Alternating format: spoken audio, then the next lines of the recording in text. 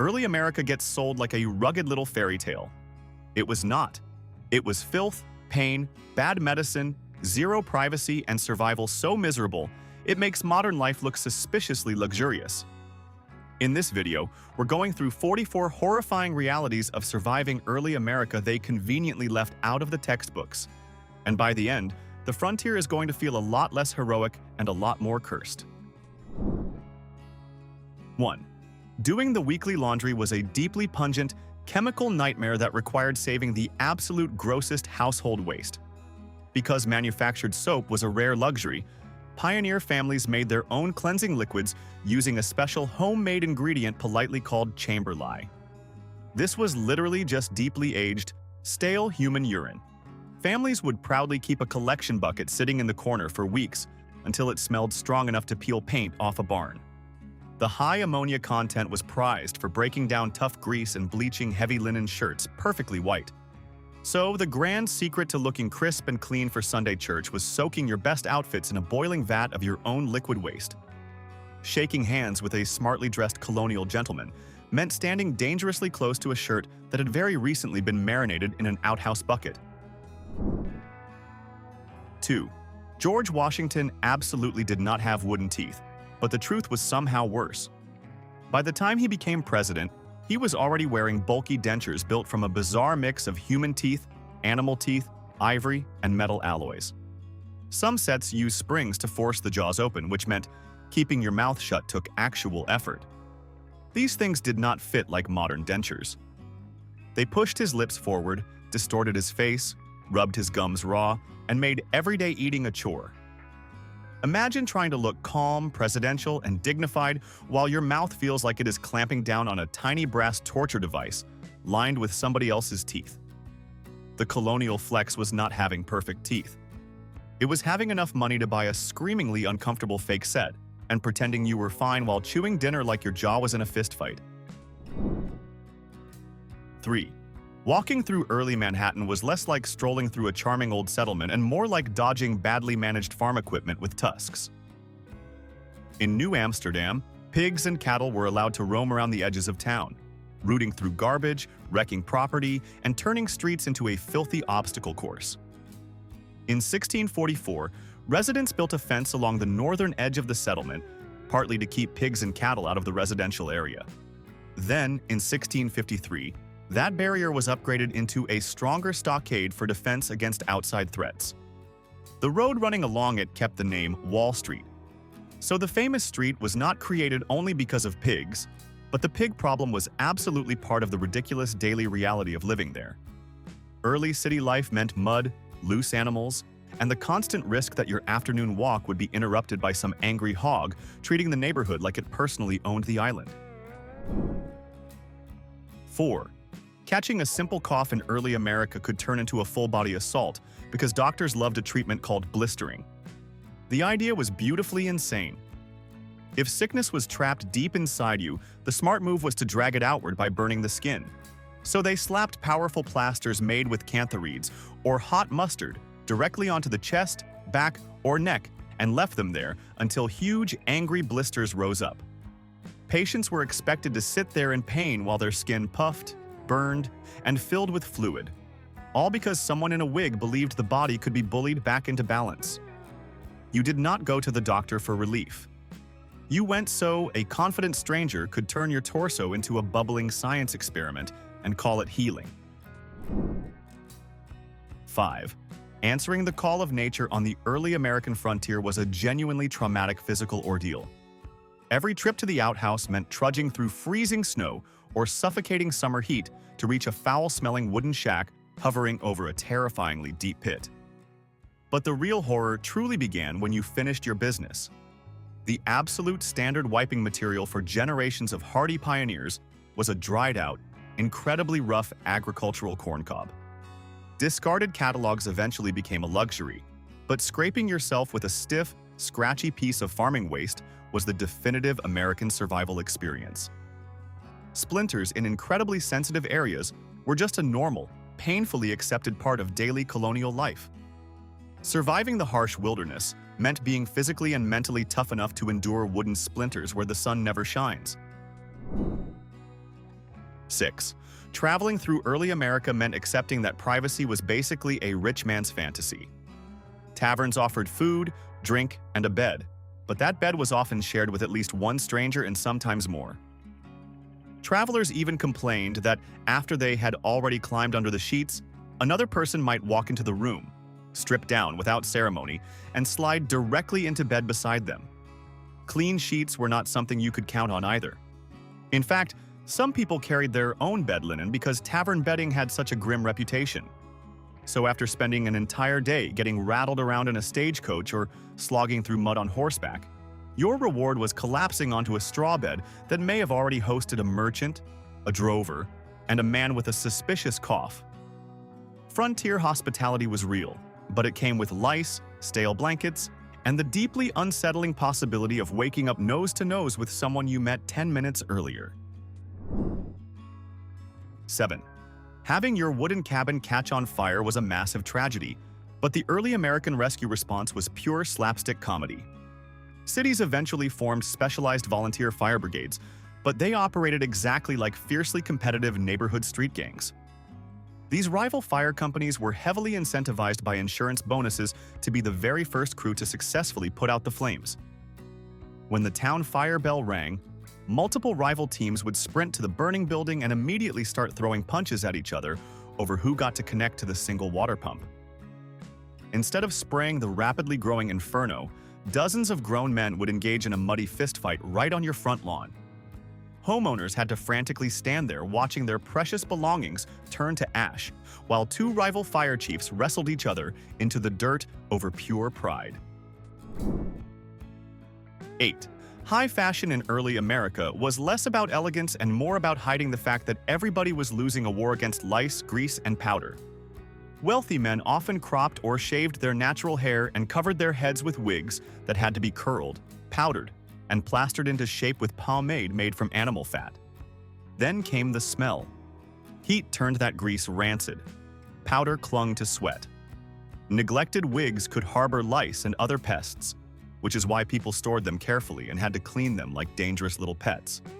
So the polished gentleman nodding at you in a fine coat might actually be wearing a hot, greasy, powdered animal fat helmet over a nearly bald scalp. Colonial luxury was spending a fortune to look respectable, while your fashion choice slowly fermented above your eyebrows. 9. Arriving in the untamed wilderness of early America required elite survival skills, yet the Virginia Company brilliantly decided to send jewelers and perfumers instead of actual farmers. The Jamestown colony quickly transformed into a masterclass in catastrophic planning. Imagine standing in a muddy swamp, surrounded by thick forests, dressed in your finest silk and ruffled collars, clueless about how to grow a single carrot. Instead of bringing practical plows and sturdy seeds, these wealthy English gentlemen brought heavy equipment to test for gold. When they realized they could not actually eat shiny rocks, panic set in. They were so ridiculously unprepared for basic agricultural labor that they spent their days wandering around the woods, hoping a roasted turkey would just fall from the sky. They were basically highly fashionable city boys having the most disorganized outdoor camping trip in recorded human history. 10. Falling in love in a strict early American community could wreck your entire public life if the wrong part happened before the wedding. In Puritan New England, sex outside marriage was not private drama. It was a legal and moral offense that could end in fines, whipping, or a humiliating public confession in front of the congregation. Imagine making one reckless decision with your sweetheart and then being forced to stand before your neighbors while everybody silently calculated exactly what you did and when you did it. Even betrothed couples were not safe from scandal if a pregnancy arrived too early and the dates started looking suspicious. Romance was not candles and moonlight. It was surveillance, suspicion, and the constant threat that one intimate mistake could turn into a town-wide morality performance with your family sitting in the front row. 11. Starting a family in early America meant accepting that childbirth was one of the most dangerous things a woman could ever do. Most births happened at home, with no sterile equipment, no modern pain relief, and no real backup plan if something went wrong. If labor stalled, if the baby was turned badly, if bleeding would not stop, The room could turn from hopeful to fatal in a matter of hours. Families knew this. Neighbors knew this. Women entered childbirth with the grim understanding that they might not come back out of it. So while modern people picture cozy colonial homes and cheerful little cradle songs, the real scene was often a dark room full of sweat, fear, whispered prayers, and relatives listening for the sound everyone dreaded. Building an early American family could begin with a bedside emergency that medicine barely understood and often could not fix. 12. Getting dressed in early America involved a daily physical battle against your own footwear. Before the mid-1800s, cobblers absolutely refused to acknowledge that human beings had a left and a right foot. They simply manufactured symmetrical shoes called straights. You just bought two identical leather torture devices and spent months agonizingly breaking them in until your actual foot bones painfully deformed to fit the shoe. If your heel hurt too much, the brilliant colonial life hack was to just swap your shoes to the opposite foot to spread the blisters around evenly. Soldiers marched across entire colonies, and farmers plowed massive fields wearing identical, unbending bricks on their feet. Trying to quickly put your boots on in the dark was foolproof, but you paid for that minor convenience by having a permanent shuffle in toes that looked like crushed walnuts. 13. The most dangerous thing on an early American dinner table was not some exotic fruit, it was the tableware itself. Colonists regularly ate and drank from pewter that often contained lead, from glazed ceramics that could leach toxic metals, and from cooking gear that nobody would call food safe today unless they were trying to kill you politely. Acidic food and drink only made the problem worse by helping pull that poison into the meal. So a respectable dinner might look civilized while quietly dosing everyone with the kind of slow damage that wrecked the stomach, fogged the mind, and gnawed at the nerves. Imagine sitting down to what seems like a normal supper, only for the plate, the mug, and the pot to all be participating in a long, patient assassination attempt. Colonial dining could poison you before dessert. 14. Getting caught in bad weather in early America was not just annoying. It could turn the street into a biological hazard. In towns, rain mixed with horse manure, kitchen slop, mud, and whatever else people had dumped outside, then churned everything into a foul brown soup that swallowed shoes and splashed up your legs.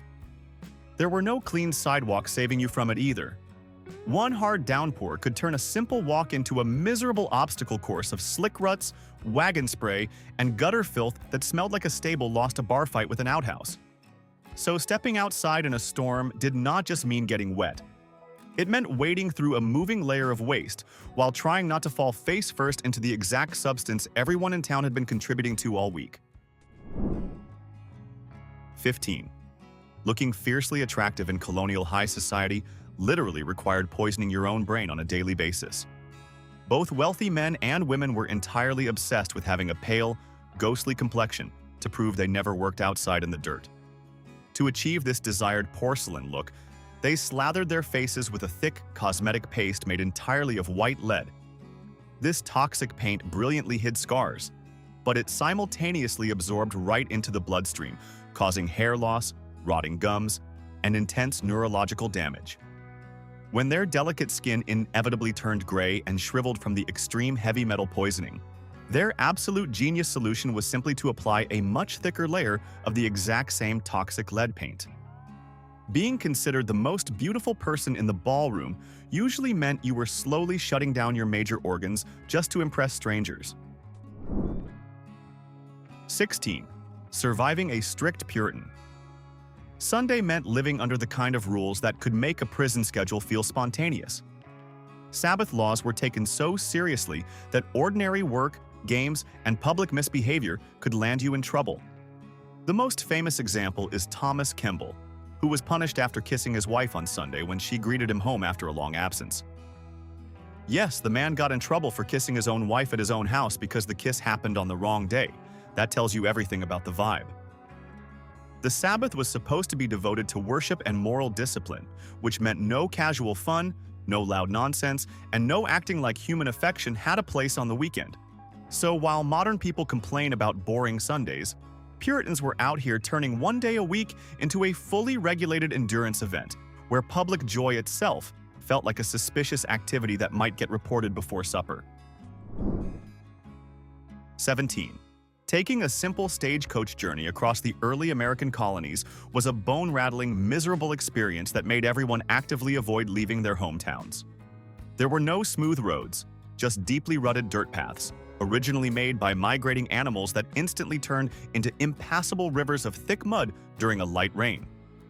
Boarding a wooden stagecoach meant cramming yourself into a tiny, violently shaking box with zero suspension. As the heavy carriage bounced over giant tree roots and massive boulders, miserable passengers were continuously thrown against the solid wooden ceiling and into each other for days on end. When the heavy wheels inevitably sank deep into a muddy swamp, the driver would cheerfully instruct the paying customers to get out and physically push the massive vehicle through the sludge. Traveling meant enduring weeks of pure physical torture and absolute regret. 18. Trying to pick out a nice outfit in early New England could literally result in a massive legal disaster. The Puritans were so incredibly obsessed with keeping everyone humble that they passed strict sumptuary laws dictating exactly what you were allowed to wear based on your total wealth. If an average hard-working farmer decided to treat himself to a fancy pair of silver shoe buckles or a slightly shiny silk ribbon, he would be dragged right into court and fined for dressing above his social station. The local fashion police actively patrolled the dirt streets, looking for anyone wearing unauthorized lace collars, shiny buttons, or sleeves that were considered entirely too puffy. You had to constantly prove to the town judge that your personal wealth was large enough to legally justify the fancy hat on your head. 19. Death in early America did not happen somewhere neatly removed from daily life. It happened in your house and then it stayed there for a while. When someone died, the family usually washed the body themselves, dressed it, and laid it out at home for the wake. That meant children, relatives, neighbors, and visitors all moved through the same rooms where the dead were resting, sometimes for days, depending on weather and travel. There was no clean emotional distance and no professional system swooping in to make it feel tidy. Mourning was physical, close, and impossible to ignore. Imagine eating, praying, whispering, and trying to sleep in a small wooden home while a coffin or laid-out body sat nearby, turning grief into a constant presence you could see every time you crossed the room. Early American death had no offstage area. 20. Getting a full night of sleep in early America often meant surrendering every shred of privacy you had. In smaller homes and frontier cabins, whole families slept packed into one room, sometimes with multiple people sharing a bed, and others crammed onto trundles, pallets, or straw ticks on the floor. That meant coughing, snoring, crying babies, marital arguments, nightmares, sickness, and even dying all unfolded in the same tight space where everybody else was supposed to rest. There was nowhere to retreat and no door you could shut on family chaos. If one person was miserable, the whole room joined the experience whether they wanted to or not. So, the cozy myth of the simple colonial night falls apart fast when you picture an exhausted household stacked together in darkness, sweating, wheezing, and listening to every private disaster in stereo. 21. Cooking a simple family dinner in a colonial home was essentially an extreme sport with terrible odds. Before the luxury of enclosed stoves, every single meal was cooked over a roaring open fireplace that dominated the entire room. Women were tasked with managing these massive indoor bonfires while wearing completely impractical, extremely wide skirts made of highly flammable linen and wool. Attempting to stir a heavy iron pot of stew required leaning directly over the crackling flames while desperately trying to keep your giant dress from turning into a massive torch. Controlling the cooking temperature meant physically moving incredibly heavy, molten iron pots up and down a swinging metal crane using nothing but sheer arm strength. Just roasting a chicken required the tactical planning and physical endurance of a trained blacksmith, while navigating a dark, smoky kitchen. 22. Going grocery shopping in colonial times meant carrying a highly ridiculous wallet. Because the British government stubbornly refused to send enough metal coins across the ocean, actual cash completely dried up. Early Americans panicked and just started using literally anything they could easily carry as legal tender. In Virginia, dried tobacco leaves became the official currency, You could literally buy a massive piece of land, pay your local taxes, or casually bribe a town judge using giant stacks of flammable plant leaves. Further up north, hardy colonists proudly walked into local taverns and slammed heavy, foul-smelling beaver pelts on the wooden counter to directly pay for a round of drinks. Trying to make exact change meant handing the bartender a tiny handful of lead musket balls. Your entire life savings could easily rot away in the rain. 23. One of the most frightening parts of surviving early America was the Hungry Gap, that brutal stretch near the end of winter when stored food ran low and fresh food still was not coming. By late winter and early spring, the cellar could be nearly empty, the salted meat tired, the grain low, and the family staring down weeks of scraping by before the land offered anything new. This was when diets narrowed into grim repetition, and every wasted crumb felt like a personal insult. People stretched mush, broth, and preserved scraps as far as they could, praying the weather would break before their supplies did. Imagine opening your stores day after day and realizing the season itself is trying to starve you slowly, one bare shelf at a time. Early American survival was often a countdown between your pantry and spring. 24. The early American justice system had a special talent for turning public humiliation into civic entertainment. One of the ugliest examples was the ducking stool, used against women labeled common scolds.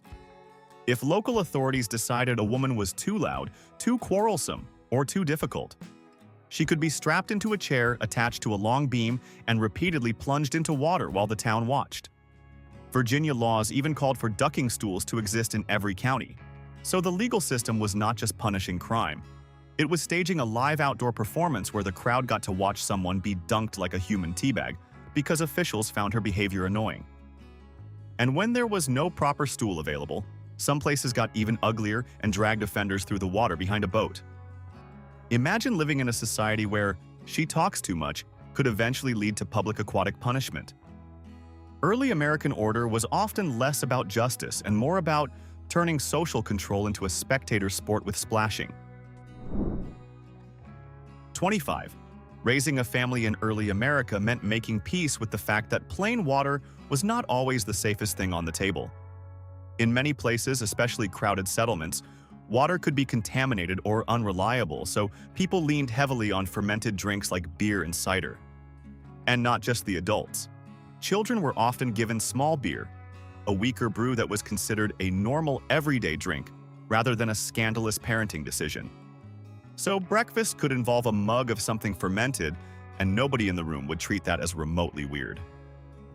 This does not mean every colonist spent the day staggering around like a tavern extra, but it does mean alcohol sat far closer to ordinary family life than most people imagine.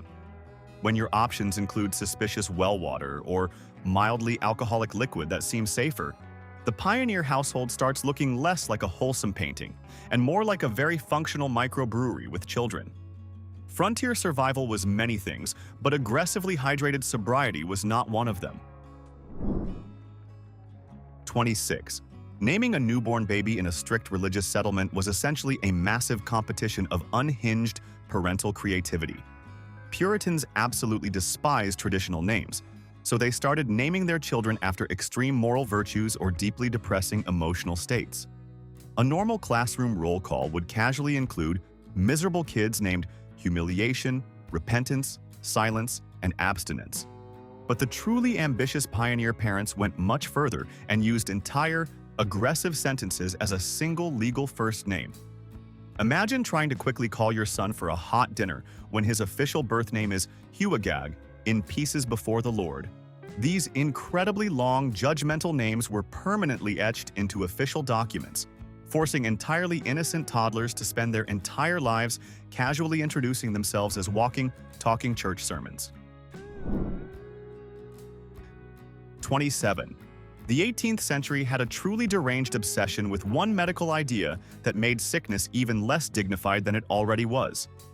Enemas, usually called clysters, were treated as a cure for almost everything. Constipation, fever, stomach pain, weakness, general misery, it did not matter. The answer was often to inject liquid into the body from the exact direction nobody volunteers for, Wealthier households sometimes owned special blister syringes at home, which means this was not just a doctor problem. Families could administer the humiliation themselves. And because medicine loved balance, purging the body from both ends was considered impressively rational. So imagine already being weak, feverish, and frightened, only to have someone walk in with equipment that makes it very clear your evening is about to get dramatically worse. Colonial healing had a special talent for turning private suffering into a public mechanical procedure. 28. One of the most unnerving realities of early America was that protecting yourself from disease could mean volunteering to catch it on purpose. Smallpox terrified the colonies, and one common response was inoculation. That meant taking material from a person with smallpox and deliberately introducing it into a healthy person, usually through a cut in the arm, in hopes of causing a milder case that would leave lasting immunity. So the medical plan was basically this: let us give you a controlled version of a horrifying disease before the uncontrolled version kills you. It still meant fever, sickness, and real risk, which is why the whole process sounded insane to plenty of people. But it also worked often enough that colonists, and later George Washington's army, relied on it. Imagine lining up for a procedure that begins with a knife nick and ends with you hoping this carefully measured dose of plague goes easy on you. Early public health was not comforting. It was a grim bargain with a deadly virus and crossed fingers. 29. Going to school in early America could feel less like education and more like a slow seasonal punishment. Schoolhouses were often badly heated, badly lit, and packed with children sitting for hours on hard benches while winter air leaked through the walls. Ink could thicken in the cold. Fingers went numb. Lessons were memorized by repetition, and discipline came fast if you drifted, whispered, or fell behind. Teachers relied freely on rods, switches, and public shame because tenderness was not exactly the educational fashion of the day. So while modern kids complain about boring classrooms, colonial students were trying to recite lessons with frozen hands while praying they did not earn a smack for stumbling over a word. Learning your letters on the frontier meant combining mental strain, physical discomfort, and the constant threat of getting hit by the person in charge. 30. Getting seriously sick in early America often meant meeting a doctor whose main strategy was to remove fluids from your body until one of you felt confident. Bloodletting was still a major treatment in the colonial and early federal periods, and powerful purgatives like calomel, a mercury-based medicine, were handed out with a straight face. So if you had a fever, stomach trouble, or some vague misery that nobody understood, the cure might involve opening a vein, draining blood, then blasting your insides with something toxic enough to empty the rest of you out in a hurry. The logic was humoral balance. The actual experience was more like being professionally weakened by a man with instruments and self-belief. Later physicians like Benjamin Rush pushed these aggressive treatments with astonishing enthusiasm. Imagine dragging yourself to medical help and leaving lighter, shakier, and dosed with mercury because the expert thought your best shot at recovery was turning you into a haunted, dehydrated shell of yourself. 31. The absolute biggest threat to a colonial cornfield was not a foreign army, but a massive furry tidal wave. Before widespread deforestation, early Americans faced apocalyptic natural events known as squirrel migrations. Millions of desperate, hungry gray squirrels would form an endless chattering army, blindly marching directly across the frontier and destroying every single farm in their path. When the fuzzy wave approached, entire pioneer towns had to drop their daily chores and sprint into the dirt fields with heavy sticks, loud iron bells, and sheer panic. You had to engage in deeply exhausting hand-to-hand combat against an endless swarm of woodland creatures desperately trying to steal your winter food supply. Surviving the harsh American wilderness occasionally meant looking out your wooden window and realizing you were losing a turf war to forest acrobats. 32. A freezing winter night on the frontier frequently ended with exhausted pioneers accidentally setting their own bedrooms on fire. Because colonial cabins turned into absolute ice boxes after dark, settlers used a dangerous metal tool called a bed warmer. This was just a heavy brass pan attached to a very long wooden handle. The stressful nightly routine involved scooping red-hot, glowing fireplace coals directly into the metal pan and sliding it right under your highly flammable dry straw mattress. If you left the burning metal pan under the heavy wool blankets for exactly 1 second too long, your cozy sleeping arrangement would instantly transform into a terrifying indoor bonfire. Going to sleep successfully required the intense precision of a bomb squad, hoping you could warm your toes without burning your house straight to the ground. 33. Sending a private letter across early America was a gamble because the postal system was patchy, public, and nowhere near as discreet as modern people assume. In the earliest colonial period, letters often traveled by friends, merchants, or whoever happened to be going the right direction. The first official post office in the colonies was set up in a Boston tavern, which tells you exactly how mixed together business, drinking, gossip, and communication really were. In some places, letters brought in by ship were literally thrown down on a table in a tavern or coffee house for people to sort out themselves. So your deeply personal message was not gliding through a secure network. It was sitting in a public room while half the town wandered past tankards and conversation to see what had arrived. If you wanted privacy, tough luck. Early American mail was less confidential correspondence and more, hopefully nobody with sticky fingers, bad eyesight, or nosy instincts grabs the wrong sheet before you do. 34. Fancy eating in early America was not usually about fresh abundance. It was often about how creatively you could make preserved food feel less depressing. Long before refrigeration, meat had to survive by salting, smoking, drying, brining, or being packed into pots and sealed under layers of butter, lard, or tallow. Potted meat could keep for weeks or even months, which sounds convenient until you picture opening a jar and peeling back a hardened lid of old animal fat to get to your dinner. This was not a cute rustic charcuterie moment. This was food security by way of grease engineering. Wealthier households could keep stores longer and serve them more elegantly, but the basic reality remained the same. A lot of people were eating preservation technology, not freshness. So when guests sat down to a refined meal, part of the performance was pretending that slices from a fat-sealed jar or heavily salted barrel were just dinner, and not the culinary equivalent of negotiating with time, spoilage, and your own stomach. 35. Losing your perfect eyesight on the rough frontier meant enthusiastically relying on a chaotic, highly dangerous medical guessing game. There were no professional optometrists carefully measuring your eyes with precise equipment. If your daily vision started getting blurry, you simply waited for a random traveling peddler to arrive with a massive wooden basket full of incredibly thick glass spectacles. You would stand in the muddy street, rapidly trying on dozens of heavy glasses originally made for entirely different people, blinking until you found a pair that sort of let you see a distant tree.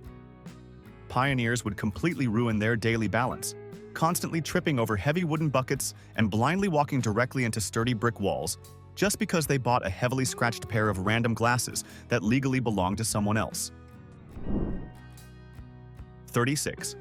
Crossing a wide river before massive steel bridges existed was a deeply terrifying, chaotic, aquatic nightmare.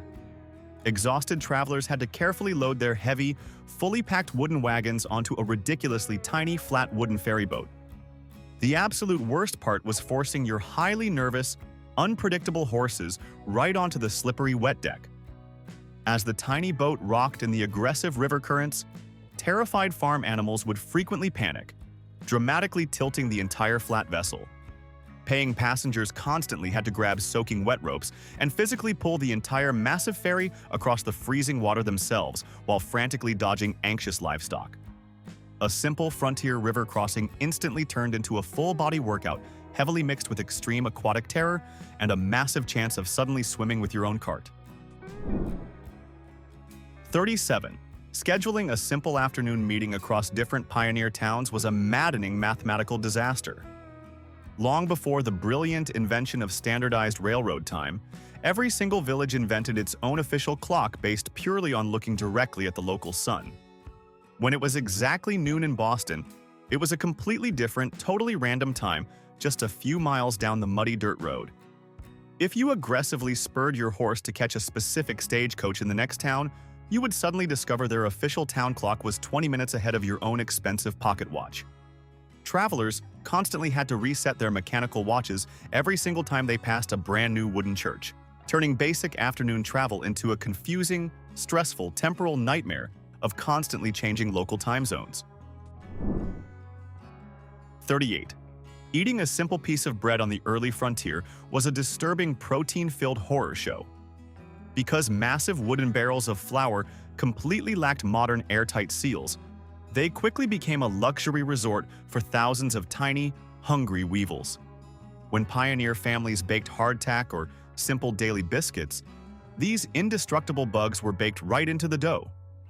The legendary frontier survival trick was to vigorously slam your heavy biscuit onto the wooden table several times before taking a single bite, patiently waiting for a wave of tiny black beetles to crawl out of your dinner. If you were incredibly hungry and entirely out of patience, the standard advice was simply to eat your entire meal in the pitch-black dark. That way, you could ignore the horrific crunching sensation of consuming an insect family with your soup. 39. Surviving a hot colonial summer often meant making your bedroom as miserable as possible because people genuinely feared night air. Many early Americans believed cool, damp air after sunset carried disease, so instead of welcoming a breeze, they shut windows, drew bed curtains, and sealed themselves into stuffy rooms that trapped heat, sweat, and stale air all night long. In the South especially, where summer could already feel like breathing through hot soup, this turned sleep into a punishment ritual. You lay there under heavy fabric, listening to insects outside while your own room slowly turned into a damp little oven. The logic was protection. The experience was voluntary suffocation with extra blankets. So the same people already battling fever, mosquitoes, and humidity took one look at a refreshing night breeze and decided the safer choice was to marinate indoors until morning. 40. A bad tooth in early America could turn your whole week into a horror show because professional dentistry in the United States barely existed compared with today. If the pain got unbearable, you often ended up with someone whose talents drifted somewhere between barber, surgeon, and determined amateur. Extraction was fast, brutal, and usually done without anything resembling modern anesthesia. The reputation of lay tooth pullers was simple. Physicians might be slower, but barbers got the job done quickly, which tells you exactly how terrified people were of prolonged dental agony. And once American dentistry finally began organizing itself as a profession, it was still well into the 19th century before institutions like the American Dental Association and university-affiliated dental schools appeared. So for a huge stretch of early American life, tooth care meant improvisation, pain tolerance, and praying the person coming at your face with metal had more confidence than cruelty. The real miracle was not getting your tooth out. It was sitting still while somebody tried. 41. Making a brand new linen shirt from scratch was an incredibly foul-smelling, offensive neighborhood nuisance. Before massive textile factories existed, hardworking pioneers had to manually grow fields of tough flax plants. But to separate the soft clothing fibers from the incredibly hard outer shell, you had to rot the plants in a giant pool of stagnant water for several weeks. This necessary process unleashed a putrid, toxic stench that smelled exactly like massive piles of rotting garbage baking in the hot summer sun. Entire pioneer villages would practically gag every single time the wind shifted. Surviving the early fashion industry meant plunging your bare arms into a slimy, foul-smelling swamp of actively decaying vegetation, severely holding your breath just to eventually sew a basic, scratchy pair of summer pants. 42. Getting a clean shave at the local Colonial barbershop was a deeply terrifying facial assault. Long before the invention of soothing shaving creams and perfectly sharp steel safety razors, your rugged pioneer barber used dull, rusted iron blades. There was absolutely no warm towel or gentle skin preparation. The barber would scrape the blunt piece of thick metal directly across your completely dry, heavily stubbled cheeks using pure physical force. It felt less like a refreshing grooming routine and much more like someone actively trying to peel an apple with a heavy wooden spoon. Men would grip the wooden arms of the barber chair, silently tearing up as the dull, iron-ripped patches of hair directly out of their skin. You left the shop looking clean, but your inflamed face felt totally on fire for 3 solid days. 43. Acting out in a strict colonial classroom resulted in a deeply humiliating punishment that made you look exactly like a nervous farm animal. Pioneer teachers lacked patience for chatty students, so they utilized a disturbing wooden device known as the whispering stick. If a bored child dared to whisper a joke to their friend, the furious schoolmaster would place a thick, unwashed wooden branch directly into the child's mouth. They would then use heavy leather straps to tightly tie the massive stick behind the embarrassed student's head, exactly like a metal riding bit used for a draft horse. The humiliated child was then forcefully required to sit perfectly still for hours, drooling on their own wooden desk while the entire class casually continued practicing their daily spelling words right in front of them. 44. Trying to get a peaceful night of sleep in a rustic wooden cabin meant constantly dodging heavy aerial assaults from local rodents. Because early colonial roofs were heavily constructed using massive bundles of rough thatch and completely unsealed wooden beams, they instantly became luxurious high-rise apartments for highly confident frontier rats. There was no solid ceiling to protect your bed. When you blew out your expensive candle and the room went pitch black, the massive rodents would completely take over, scurrying across the wooden rafters directly above your exposed face. It was a completely regular, terrifying frontier occurrence to be sound asleep and have a surprisingly heavy, fuzzy rat lose its footing and drop directly onto your forehead. Pioneer survival heavily required sleeping with one eye open just to swat falling rodents away from your pillow. So after all that, be honest in the comments. Which one breaks you first? Not which fact was interesting. Which exact reality turns you from tough pioneer to full meltdown in under a week?